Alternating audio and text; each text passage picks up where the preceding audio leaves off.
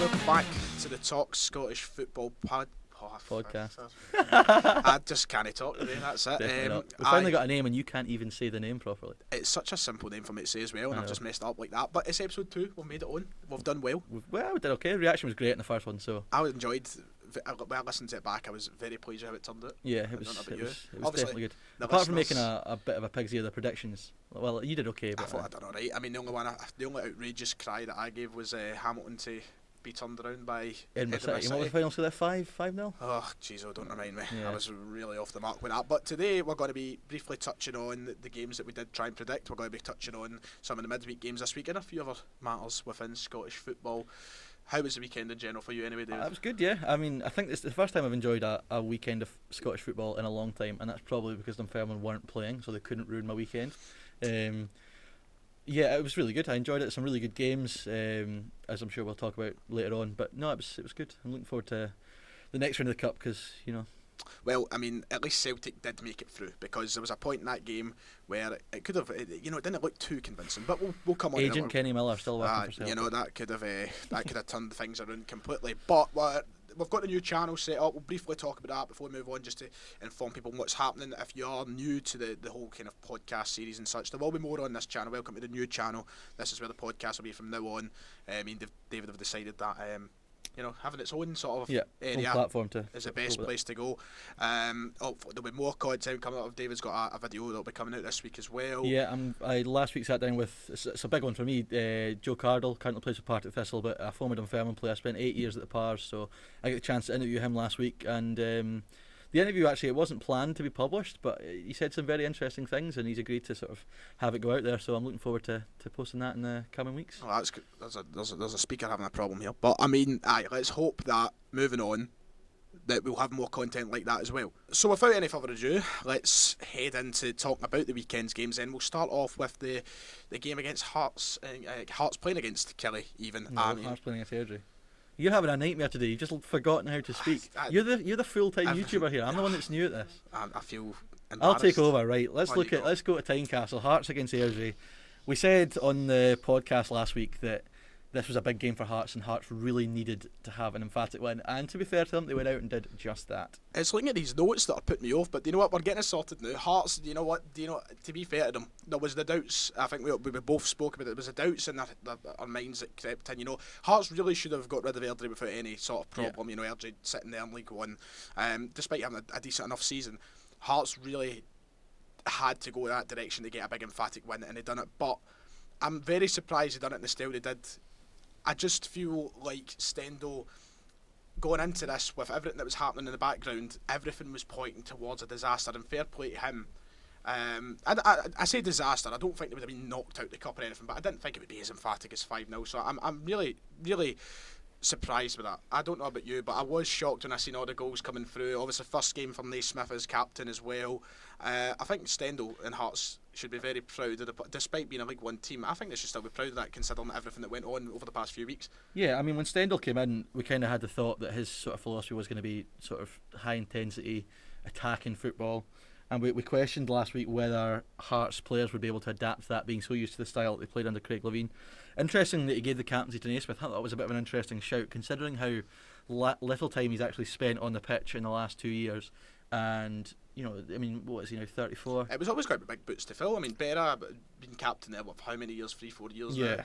And he's done a terrific job at being the captain as well. Obviously, Naismith, you're looking at Stephen Naismith as one of the most experienced players in the league. Yeah. Not just at Hearts, the international level. He's played the Premier League. He's scored big goals for clubs like Everton and Norwich and such. Well, if he can get fit, we spoke about it last week about the lack of strikers options for Scotland, and as much as I'm not of the opinion that Stephen Naismith is the answer, if you can put a run of games again and get some goals. That's especially like in this situation, bringing a wee anecdote into things here. Somebody like my father, he loves Stephen Naismith because he's seen how good he can be at his best. Yeah. And if you can get the best out of him, there's no doubt he could be in that Scotland team. But I don't know, moving forward, maybe with the captaincy here, if he can stay fit, it could be a shout for him to get back to that sort of international level as well, because we certainly need strikers. I'm surprised, as you've already touched on. I think it was surprising that he was given the captaincy for me. I think, I mean, Stendhal's going to look to some of the younger players in the Hearts squad now, and I suppose you need sort of, if you want anyone to lead by example on the pitch, is probably Stephen Naismith. If you're talking about young players at Hearts, I mean, Hickey's a conversation this week. Yeah, it's just, I feel sorry for the young lad, because see, for Hearts this season, he's played all over the place. He's played like, I think he's a left back by trade naturally, but he's played as part of like a back three. He's played at right back, and he's for such a young lad, he's had so much pressure on him playing at Hearts, and obviously the talk this week that AC Milan. Yeah, I know. AC Milan, and even there's murmurs of Celtic being interested. I mean, as well. months ago there was all the rumours of Man City and Liverpool looking at him and stuff. Like these scouts from these clubs are always looking at young players. I don't think. But that's meant AC. Like, I mean, AC Milan, yes, I'm not the superpower they used to be, but it's just so weird hearing a Hearts player, a young Hearts lad, getting linked to a club like AC Milan. And fair play to him. Maybe he's someone who, will fill a role in the future, talking about international players and such. But Naismith could be the leader for him to help him. I don't know. There's something about, as much as I do respect Naismith as a player and something. Well, I'm not a big fan of him, as you've already said as well. But as much as I do respect what he's done in football and what he's accomplished himself, I don't know. There's just something about. I think the whole sort of, I said last week about his attitude. I just didn't expect him to become captain. I feel that's what surprised me. So obviously he's bought into what Stendhal's trying to put across, because otherwise he wouldn't have gone with him. I wouldn't have thought. Interestingly, looking at the Hearts game, 5 different scorers for Hearts on Saturday.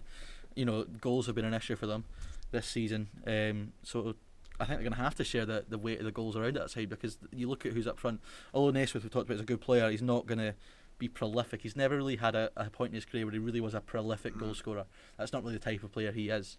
And I guess the main talking point now, to finish up briefly on this game, unless you've got anything to add after this, how does this translate now moving into the league season? Does this kickstart a bit of form that can lift them off the bottom of the table? Can they make these performances happen against Premiership quality sides and not just teams like Airdrie? It's a tough one. I mean, you don't want to get too carried away if you're a Hearts fan, but at the same time, they couldn't have done much better on Saturday. Aye. So you've got to take the positives, especially with the season they've had. You've got to look at the positives. They've got to Dingwall tomorrow night, play Ross County, who have just been beat up at Ayr. I mean, that's a big game for Hearts. I mean, it's another one. I feel like every game at the moment is going to be like a defining one for Hearts, because if they get beat then up in Dingwall, they're again just still worrying about getting out the relegation scrap. But if they win up there, and they start to put a run together, they'll be looking towards trying to really surge up the league. Let's get an attempt again to speak. Let me try one more time. Let's go. Kelly versus Queen's Park. Well done. Rugby Park. There we go. Goals galore there as well. That's a weight off my mind. Again, Kelly was another one who we said needed a result, and they both absolutely went out and did it.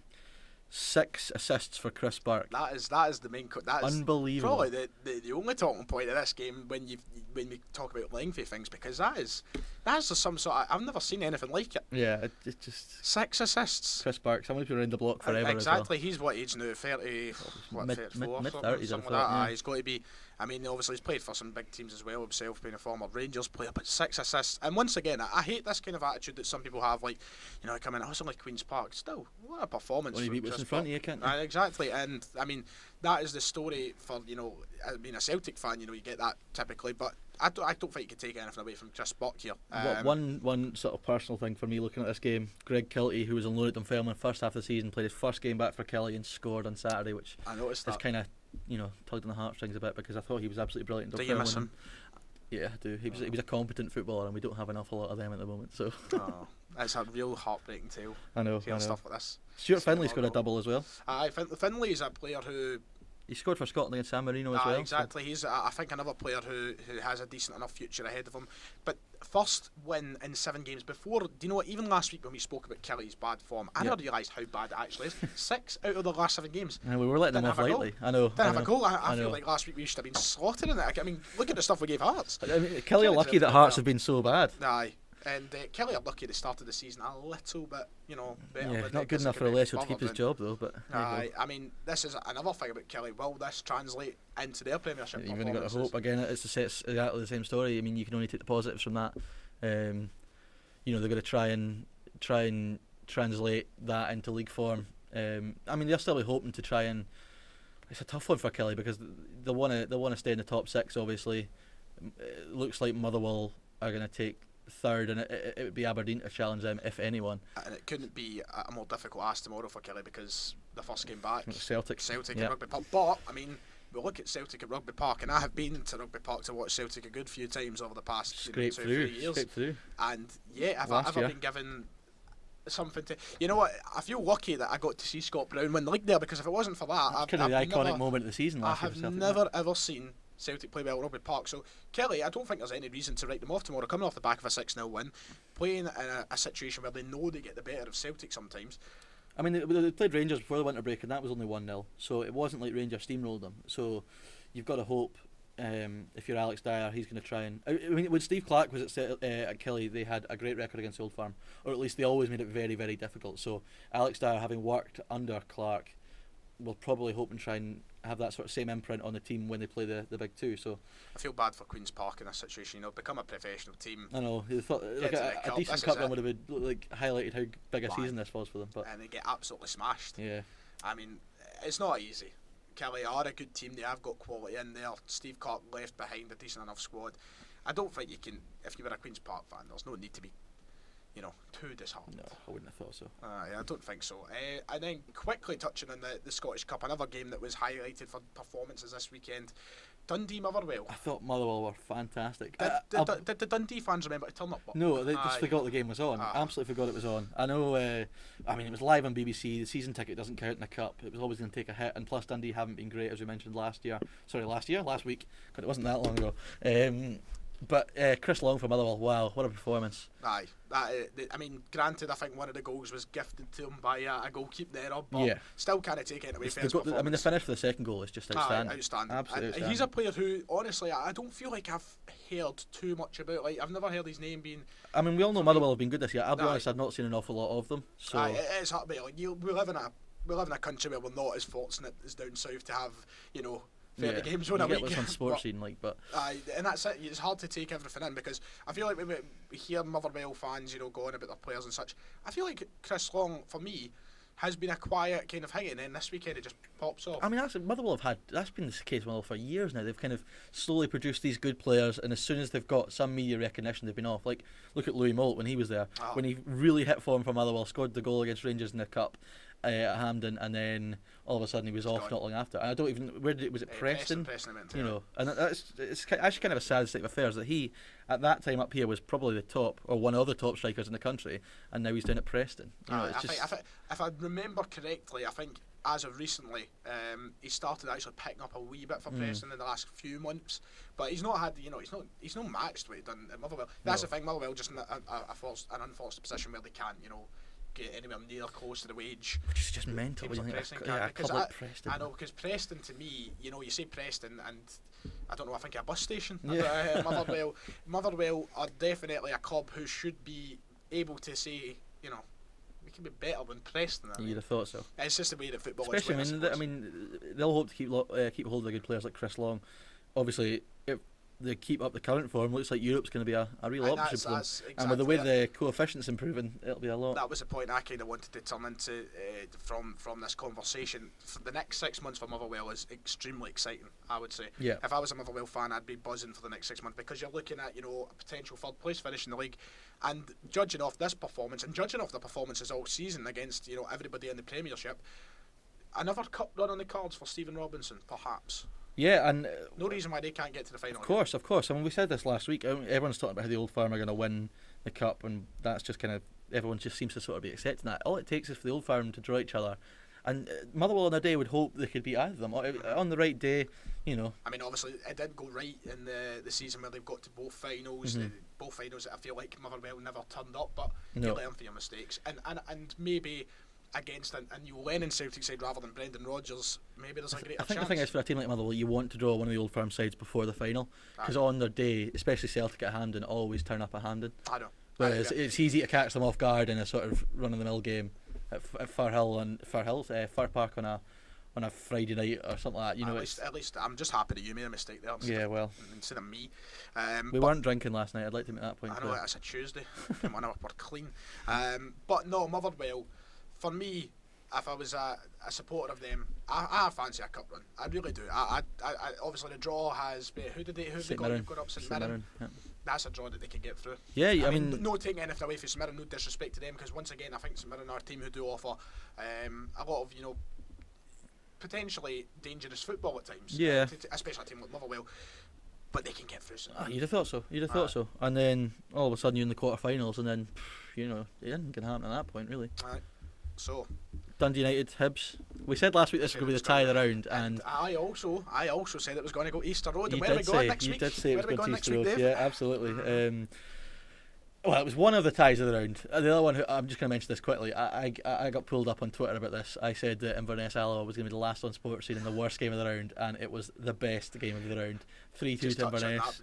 I feel bad because I sat there the whole time. I was agreeing with you. There was no way I could turn around when you said that would be the worst tie. I was like, you look at that, and just, then they blew it the water. All the signs were that it was just going to be a pretty boring game. I mean, you've seen that fixture 3 times already this season, and they go and have an absolute cracker of a game. But anyway, moving on from that, Dundee United Hibs live on the telly on Sunday. Hibs took a massive support up to Tanner Rice, and the first half Hibs played them off the park. They were absolutely fantastic in the first half. Hibs should have had it done at half time. Yeah, there was no question of that, because I honestly was watching it, and when it went out at half, obviously Dundee United did pull it back, but going out at half time, there's no hope that Dundee United can get something. I mean, you wouldn't have thought so. I mean, we spoke a little bit about Martin Boyle last week. Wow, goal and assist again. The goal he scored is a fantastic goal. Some finish. But it genuinely could have been 3 or 4, and I suppose that's just the absolute beauty of what Lawrence Shankland is that for the first half he did absolutely nothing, and he got one chance and he took it. And he really did answer the main question was, can he do it against a side that is of higher level? Yeah.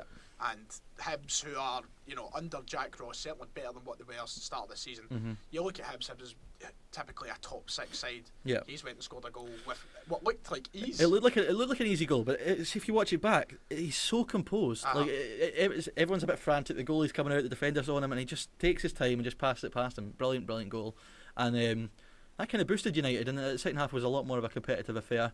Obviously, Hibs went back in front.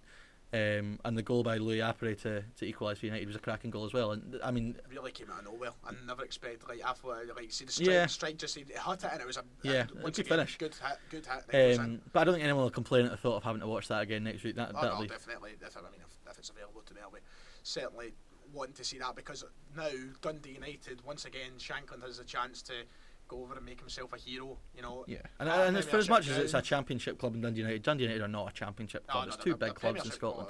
They're one of the biggest teams in the country. Yeah. At that level, Aberdeen, Hibs, Hearts, Dundee United, it's kind of on their own little tier, and the United certainly deserve to be back in the top flight, and they will be back in the top flight. There's no question of that. The fact is, Shankland got that goal. People will be watching him now.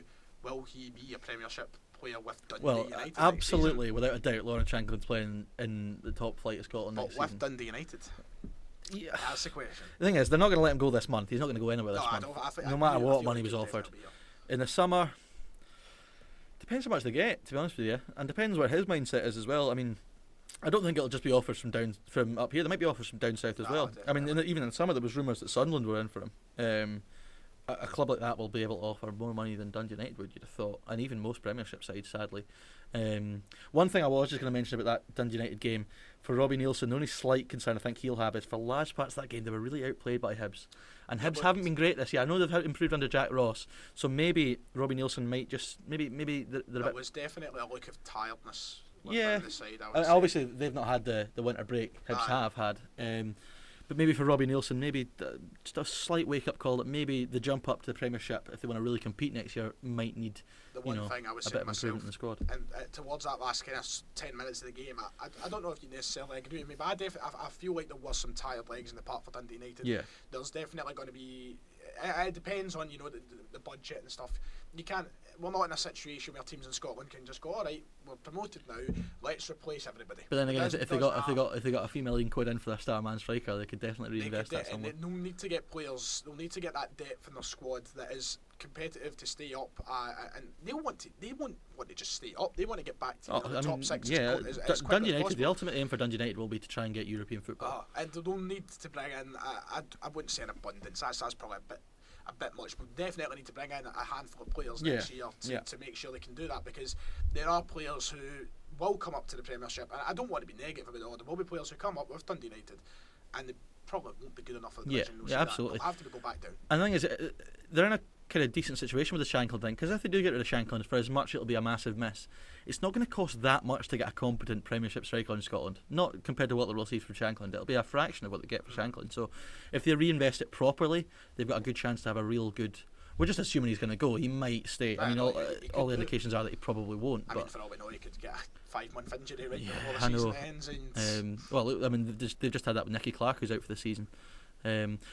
Interesting. Nicky Clark's had a big bad injury and is now out for the rest of the season, and they've gone and offered him a new contract, which I thought was a bit strange because, I mean, obviously from his time at Dunfermline, I know he's a good player, and he's been good for Dundee United this season, playing in a slightly different role off Lawrence Shankland. Players coming back from long-term injuries might not be the same. I mean, it's a bit of a gamble, I think, to take. He was speaking about it at half time, if I remember rightly, wasn't he? When I interviewed him on the sidelines, and he was talking about his delight and such. But it's one of the ones as well. Nicky Clark coming back for injury into the he's also unproven in the Premiership as well. Exactly, that's what I'm saying. He's coming into a completely new league. I mean, even when he was at Rangers, that was the Championship. He was at Dunfermline in the Championship, Queen of the South.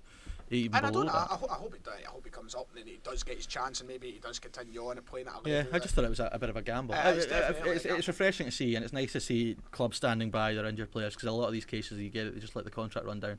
But I just thought it was a bit strange. Unless the contract was signed and agreed before the injury occurred, and they just hadn't announced it yet. I think what he said in the interview was that they kind of verbally agreed on it before the injury happened. So for them to back out at that point would really raise some eyebrows. Look quite sickening. Yeah. Imagine that. That would be horrible. But moving on from that we got the draw, and David, you have got the draw. I have the draw. So on your device. There's some interesting ties in this. BSC Glasgow are going to get the winner of Dundee United Hibs, and that's massive for them. Yeah, absolutely huge. And I was really interested to watch the kind of on Sports Scene. They had the kind of story, the tie between BSC Glasgow and East Kilbride. Yeah. And they kind of had a brief. BSC Glasgow, the youngest team in the competition, 6 years old. Yeah. And this is like the players. Just to clarify, the players aren't 6 years old. The club itself. Thank you for clarifying on that. With the mistakes we've made today, it's worth clarifying. I feel like Lawrence Shankland would have a field day if they get through. You'd like to think so, but I tell you what was if they were 6-year-old. What was great to see was you could see how much it meant to the BSC Glasgow players.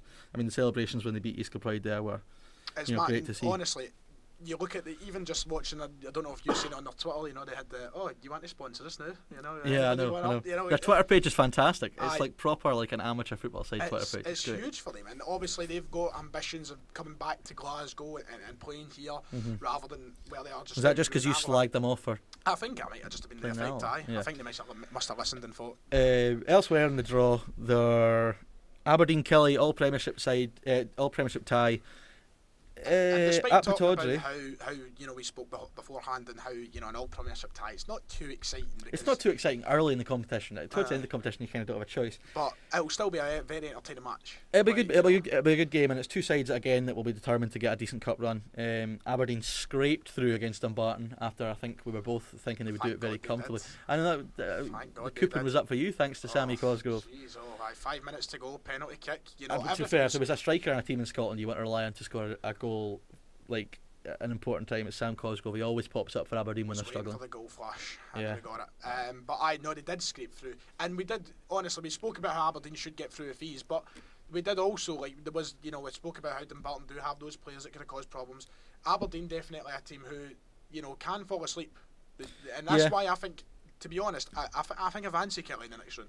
I mean, the reason Aberdeen have never made that step up from second against Celtic or third against Celtic and Rangers is because they are capable of just falling away for 2 weeks. They'll be inconsistent for a period of time, and that's because they can go through a 7-game run, a fantastic football. And on their day, you look at their squad and stuff; they're more than capable of really challenging the top two in the country. And if everything goes to plan, they will be favourites for that tie against Killie, especially the form Killie have been in recently. But it's an interesting one, and again, both sides are gonna fancy the chances at going far in the cup if they win that tie. Any other ones to point out? Yeah, one I'm going to bring up just for the historical significance. Clyde against Celtic. Neil Lennon managing Celtic. against the side that he was part of the team alongside Roy Keane in midfield. And know, was it 2006? This is 2 weeks in a row now that you have just wanted to rub. I know, we did it with County last week. It County last week. We've got Clyde this week. I hope Celtic play Inverness soon. That'd be great if we can bring that next week. That's free now.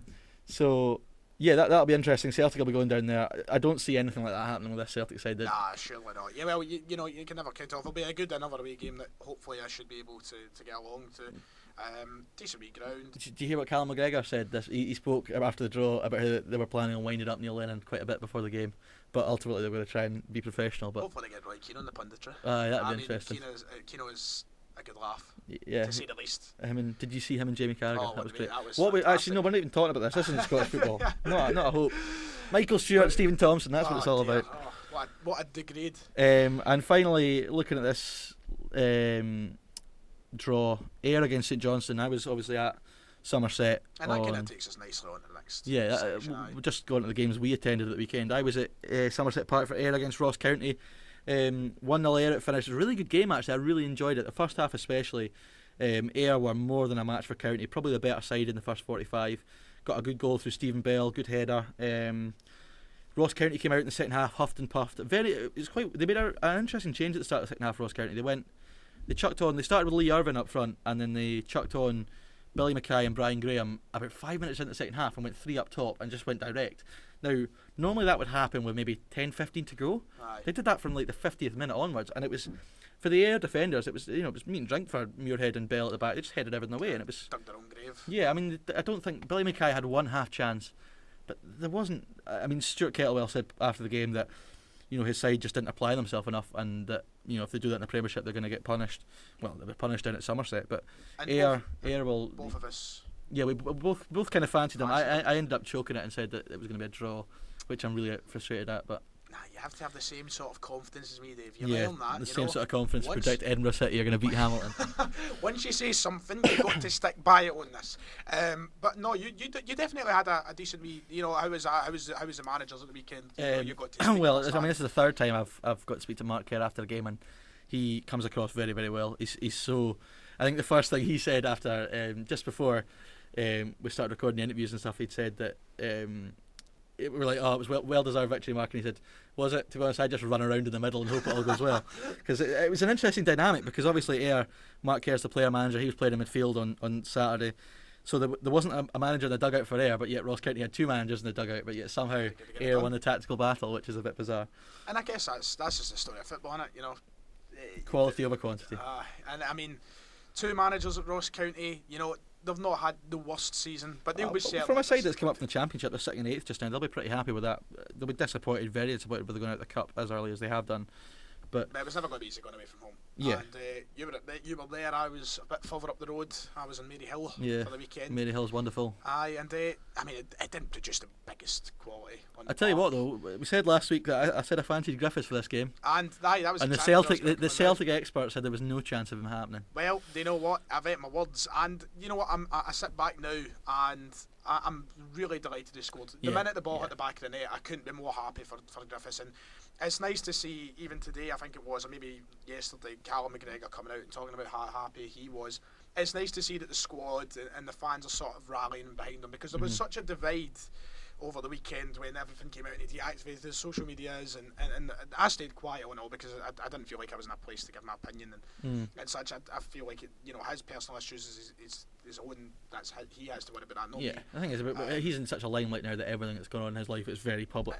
I know, and regardless of what you think of Lee Griffiths, I said it last week. If you can get the wee man fit and firing for Scotland, he's going to be the difference for us. And despite it only being a tap-in goal, if you like, got to be there to finish them, don't you? Exactly, and that's a striker's goal. If a striker's there to do his job, get goals, that's what matters. I did think it was interesting that Celtic put him out for the press interviews after the game. I thought that was very interesting. It was really interesting, but I'm glad they quite gave a show him of that faith, opportunity. really. Exactly. I think there's been so many questions surrounding what his place in the squad is, and what everybody and what Lennon probably thinks of him, and where we're going to ship him off. I think this is a real kind of a real marker from Neil Lennon showing we've got to stick by this guy. I mean, in hindsight, actually, it shouldn't have come as too much of a surprise that he went with 2 strikers. Obviously, with Christie being suspended and Forrest sort of bang out of form. I think everybody just presumed that. Yeah, and El Yunusi's obviously out as well. Aye. So to go with 2 up top, And to chuck Griffiths in, fair enough, he scored the goal. No, I hope it's a situation where it's head down for Griffiths. Work hard. It's got to be, and I think there's got to be things.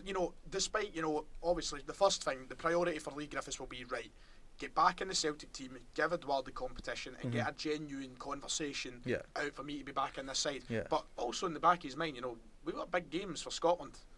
Yeah, and if he can score over the next, if he can come on, score goals even like that over the next 2 or 3 months. Yeah, well, we've spoken about the lack of striking options we have, and I think you'd struggle to find anyone who would disagree that if everyone was fully fit and sharp that he was the best. I don't think anyone would disagree with that.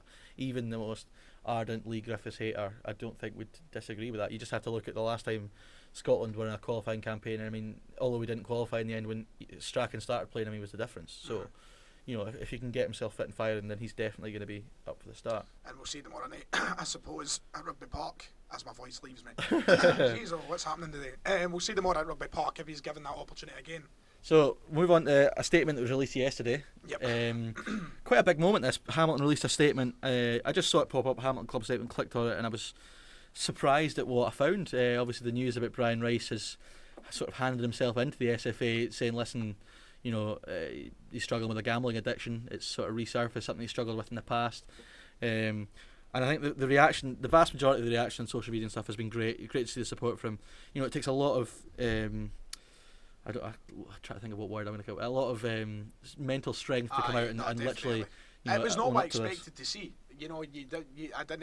It was number one a surprise that it happened altogether, but the way that it actually came out, it happened. It was really strong of him. Yeah, I mean, the support has been great. It does take a lot of bottle to come out and open up about that sort of thing.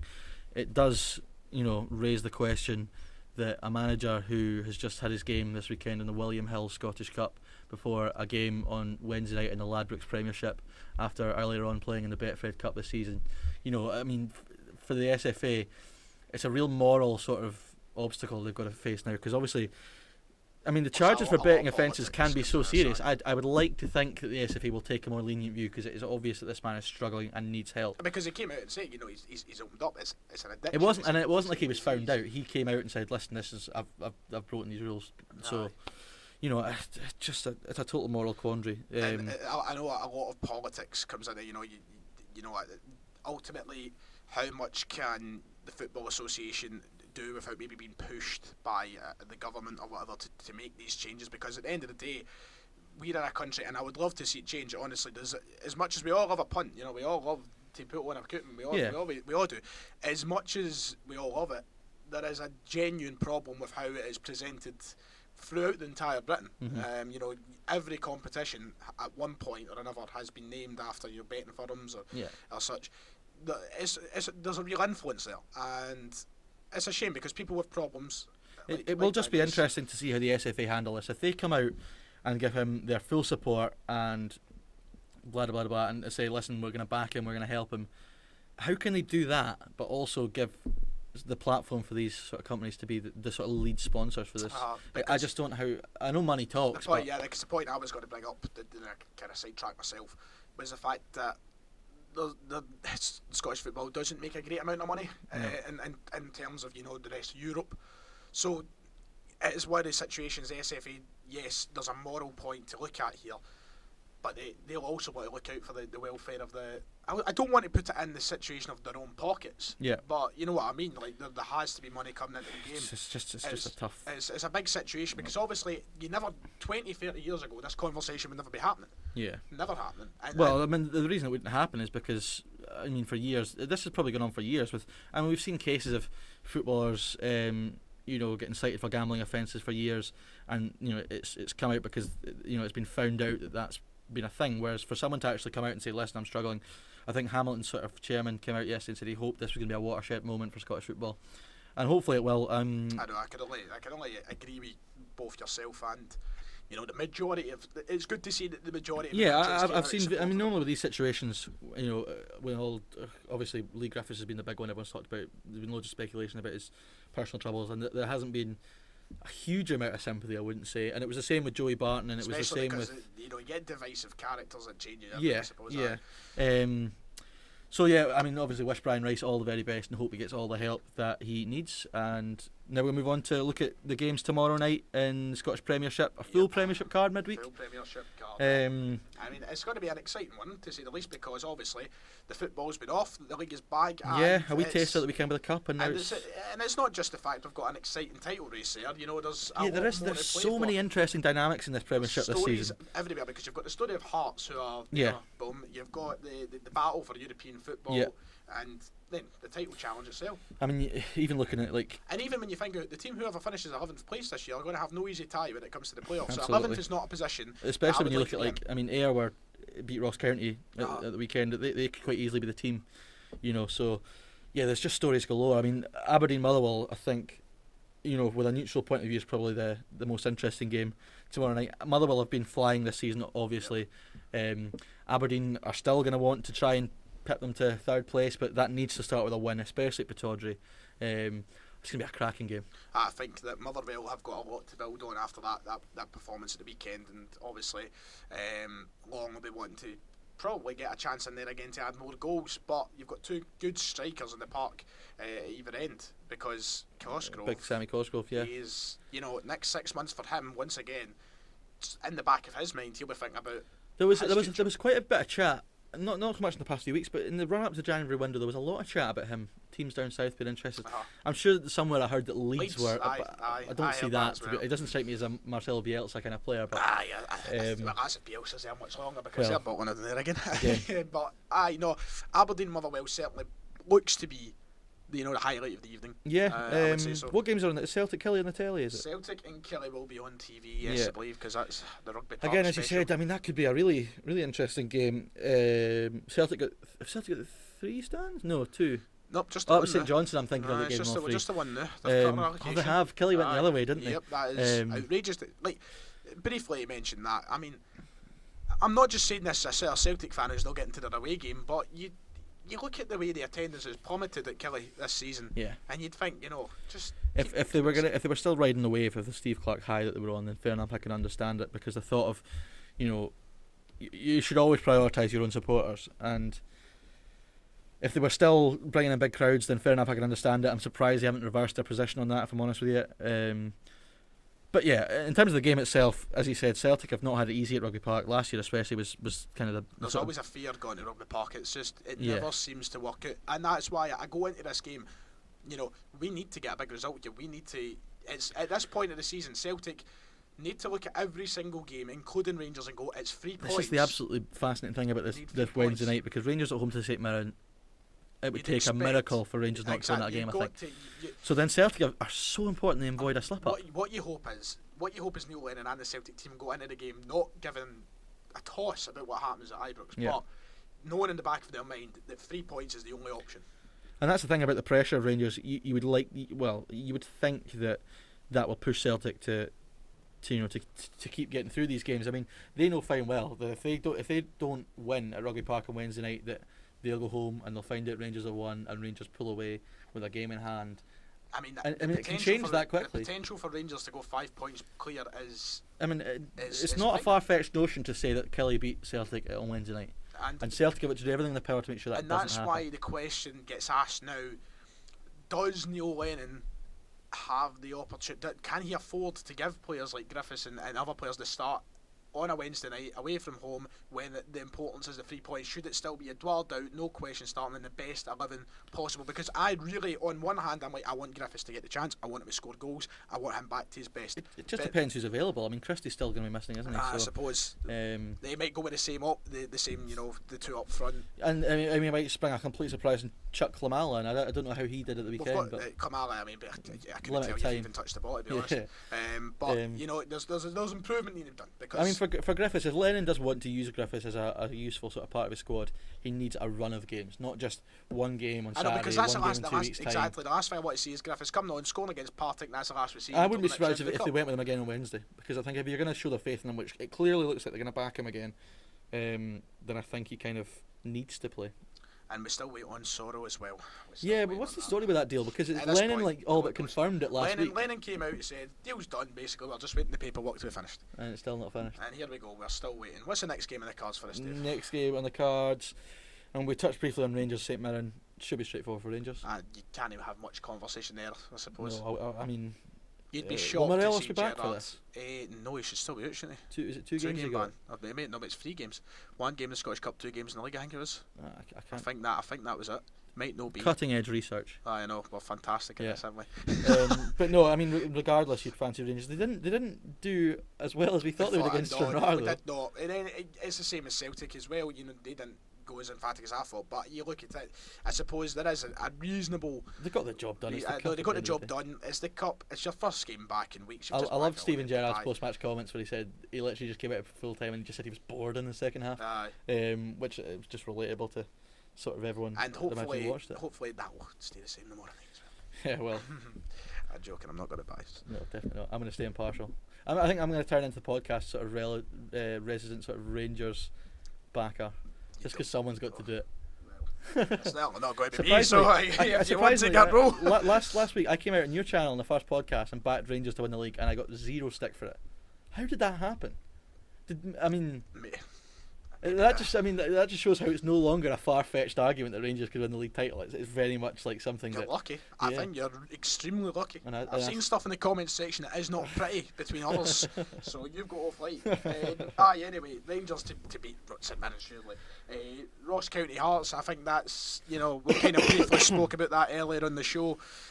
Ross County need to bounce back from the weekend. They were very poor against Ayr, so and Hearts need to bounce back for the season. Yeah, and Hearts, can Stephen Naismith play again on Wednesday and again the following weekend? I don't know where his fitness is at, but I mean they're going to have to.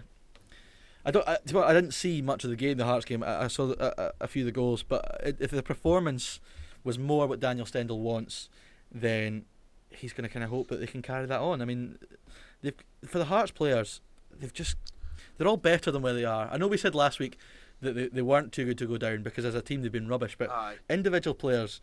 They've got still got some talented players in that squad who should be performing better than have done so far. If you're building off confidence after a 5-0 win, there should be no doubt they could get a win for this game.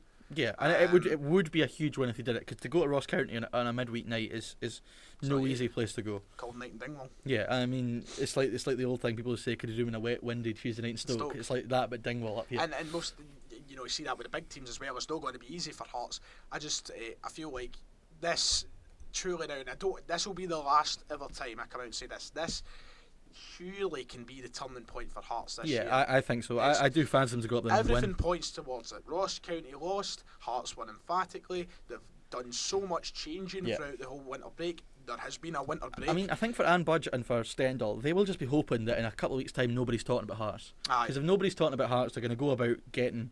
I mean, if we're sat here next week or Thursday, or whatever, when we're doing the next podcast, and the first thing we talk about is Hearts, then they're back to square one. Because if they get beat up there, And I said last week, this is why I'm saying this should surely be the turning point.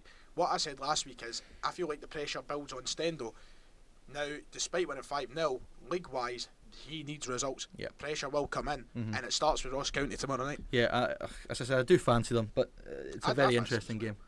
Elsewhere, Livingston against St Johnstone at the Tony Macaroni. If you're looking at your dead game of the week, I was just going to say that. This is the one. Yeah, I mean, two sides who are not famed for their particularly pretty football. The attacking prowess. Yes, definitely not. The attacking prowess is Stevie May. I tell you what, I saw a really brilliant thing about Stevie May at the weekend. It was whoever was doing the commentary for the St Johnstone game on Sports Scene had said Stevie May had scored, and he said Stevie May back to doing what Stevie May does best. He scored like 6 goals or something in 2 years. God honestly, almighty. The biggest decline in potentially Scottish player I've ever seen, isn't it? I know. When he was the first St Johnstone, he was flying. It was absolutely terrific. And now he's struggling. But St Johnstone, their league form has improved, smashing it recent. We said that last week. I mean, with all the calls there were when they were struggling to get rid of Tommy Wright, they weren't going to get anyone any better. No, and he's turned it round. And now I feel like the story for the season is just try and keep, flying towards, just finish on a positive note. I think for St Johnstone. They're not going to get into that top half. No, you wouldn't have thought so. If Tommy Wright can keep them up quite convincingly, which the way they're playing they can. Yeah. Then I'd say that's a green light for him this season. Saying though, I mean, for all that they turned it round, I think this could be a real tough game for them. Livy at home are no mugs at all. once again seen it firsthand, and Livy are a team who once again have it right sorted through the middle of the park, and they've got good players in the wings. They've got a system and it works. They stick to that system. They're tough, they're not pretty, but they get the job done. Yeah, and the boy Dykes up front's always a threat. Exactly. Seen that against Celtic earlier in the year. So yeah, I mean, for as much as it'll be a dead game, you know, a 3 points for both, you know, would be very, very valuable, I think. And the final game of the night tomorrow night is at Easter Road. Hibs at home to Hamilton. I'd fancy Hibs to continue their recent upturn under Jack Ross. It should be a decent game for them. For the Hamilton players, you know, obviously the story going into this game is going to be everything that we've talked about with Brian Rice and stuff. That will be the story regarding Hamilton. Again, Hamilton for the second half of the season, the goal is what it always is. It's survival. Hopefully, I think the two new signings they had played at the weekend both scored. So, listen, they're going to have to build on the good result of the weekend. Ultimately, I see it's been another 3 points for Hibs though. I would give my left foot to watch Hamilton go down this season. Would you? I think most people would, including Hamilton supporters. And we spoke about that last week. I mean, Hibs have, you know, surely got the facilities to batter them. Boyle, the two we mentioned last week were Boyle and Doidge, and they both scored again at the weekend. So. And Boyle, the way Boyle is playing just now, you know, he's arguably the on-form player. Yeah, if you were a fullback, you wouldn't be playing against Martin Boyle. No, just not now. at all. Not at all. So you quickly want to run through our predictions then, just very briefly, to let people know who we are looking at winning tomorrow night. Right, I'll fire you the fixtures, and we'll change that. We'll reverse this week, right? So, Aberdeen against Motherwell. I'm going to take a draw. Oh, yeah. I'm going to take a couple of goals for both teams, though. I think it'll be a 2-2 draw. I am going to take, and this is a bit of a gamble, I'm going to take Aberdeen. See, that's the thing. Just because it's a Pittodrie, I feel that if Aberdeen are going to really challenge for third place, they need to win this, and I think they'll step up. I just feel like I was fancying Motherwell, and then I thought to myself, Pittodrie, you know, it can be hard, especially on a Wednesday night as well. So I'm going to go with draw, but I'm going to stick with draw.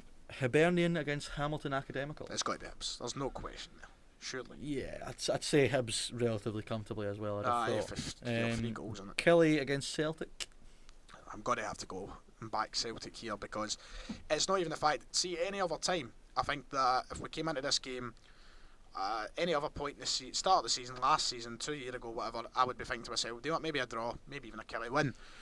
We need to win. Yeah, and I think I'm inclined to agree with you. Under other circumstances, I would probably have said this reverse fixture last season. I'd have probably said draw, but just with the fact that Celtic's need for wins is, you know, increased by Rangers doing what they're doing this season, I'm going to say Celtic just as what I say as well.